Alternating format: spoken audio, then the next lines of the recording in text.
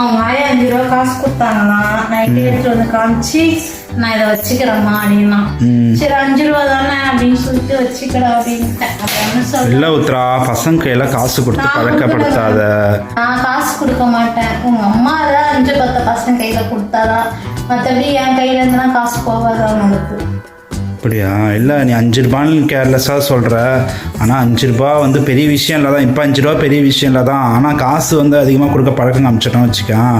அடிக்கடி அவன் வந்து அப்புறம் நான் இல்லைன்னு சொல்ல கேட்பானதான். வேணுங்கிறத வாங்கி கொடு உத்ரா. நான் என்ன சொல்கிறேன், என்கிட்ட கேளு, நான் தரேன் காசு. ஓகேவா? வேணுங்கிறத வாங்கி கொடு. சரி, நான் கொடுக்க மாட்டேன் என்கிட்ட சொல்றீங்க. சரி, ஓகே. சரி, கிளம்பிட்டியா? என்ன உத்ரா, கையில் முடி எவ்வளோ முடி வச்சுட்டு இருக்க?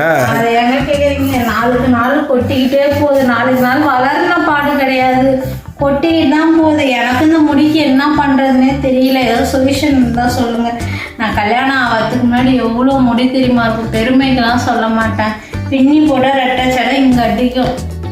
இப்போ ஒத்த சடையே இங்கே கூட அடிக்க மாட்டேது. அதுக்கு பத்தாது நான் வேற அப்பப்போ வெட்டி வேற விட்டுருவேன்.